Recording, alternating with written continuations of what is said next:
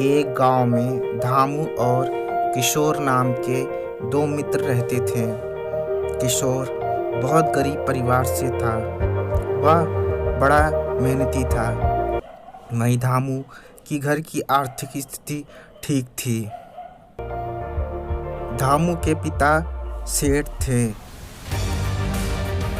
किशोर के पिता एक किसान थे। किशोर के पिता खेत में दिन रात मेहनत कर अपने बच्चे किशोर की फीस भरते और घर का खर्चा चलाते। एक दिन धामू और किशोर पास के गांव में मेला देखने गए, जहां एक जगह पर एक ज्योतिष बैठा था। अरे किशोर, चल ना इस ज्योतिष के पास जाकर अपना भविष्य जानते हैं। जिस पर किशोर ने भी हामी भर दी।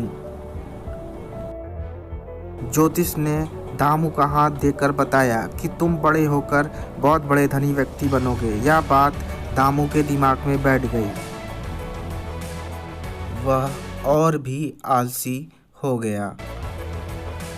एक दिन किशोर धामू से कहता है, अरे धामू, परीक्षा तो सर पर आ गई है, तुमने तैयारी कितनी की है? धामू बोला, अरे परीक्षा तो अभी 20 दिनों के बाद है, बाद में पढ़ लूँगा। और वैसे भी मैं बड़ा होकर धनी आदमी बनूँगा। चलो आओ बगीचे में जाकर खेलते हैं। परंतु किशोर ने मना कर दिया और वह पढ़ने के लिए घर चला गया। किशोर की पढ़ाई लिखाई देखकर उसके पिता बहुत खुश होते थे। किशोर के पिता किसी तरह मेहनत कर किशोर की फीस भरते थे ताकि वह बड़ा होकर एक अच्छा आदमी बन सके। एक दिन किशोर के पिता उससे कहते हैं कि बेटा, इस महीने तेरी फीस मैं थोड़ी देर से भर पाऊंगा, बस तू इसी तरह मेहनत करता रहे। तभी किशोर कहता है, अरे पिताजी, आप चिंता ना करें, मैंने परीक्षा की पूरी तैयारी कर ली है और मेरे कक्षा के मास्टर भी बहुत अच्छे हैं। वे मुझे बहुत मानते हैं। वे मुझे कुछ समय और दे देंगे फीस भरने के लिए। किशोर रात भर पढ़ाई करता और दिन में खेलता। धामू और किशोर दोनों एक साथ स्कूल जाते थे। धामू हर काम को और पढ़ाई को बाद में कर लूँगा कहकर टाल देता था, जिससे वह धीरे धीरे लापरवाह होता जा रहा था। धीरे धीरे परीक्षा नज़दीक आ गई, लेकिन धामू ने अपनी आदतों के कारण बिल्कुल भी पढ़ाई नहीं की थी और वह फेल हो गया। किशोर जब भी उसे स्कूल पढ़ने के लिए बुलाता तो वह यही कहता कि अभी बहुत वक्त है पढ़ने के लिए, और वैसे भी तू भूल गया है।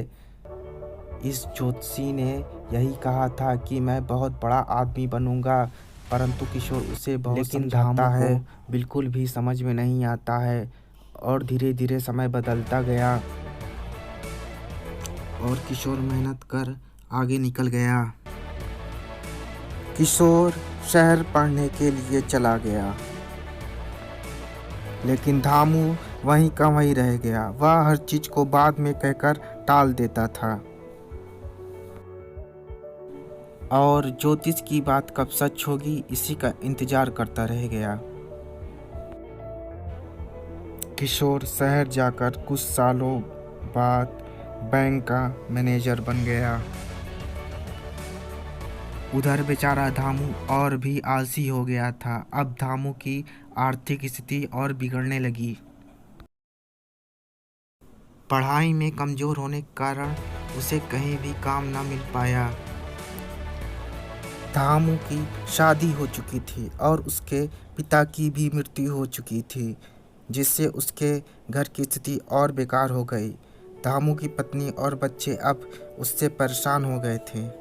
एक दिन धामू की पत्नी बोली, आप मेरी बात सुनिए, आप शहर जाइए, हमारा खेत मकान सब बिक गया है और अब तो भूखे मरने की स्थिति आ गई है। आप शहर जाकर कोई भी नौकरी कर लीजिए। अब भूखमरी के कारण धामू की आंखें खुल गई और वह होश में आ गया। अपने पत्नी के कहने पर वह शहर गया और बहुत जगहों पर नौकरी ढूंढा, लेकिन ना पढ़े लिखे होने के कारण उसको कहीं भी नौकरी ना मिली। अंत में जाकर वह एक बैंक में चपरासी की नौकरी की अर्जी लेकर गया। इत्तेफाक से किशोर उसी बैंक का मैनेजर था। किशोर ने धामू को पहचान लिया और धामू ने भी किशोर को पहचान लिया।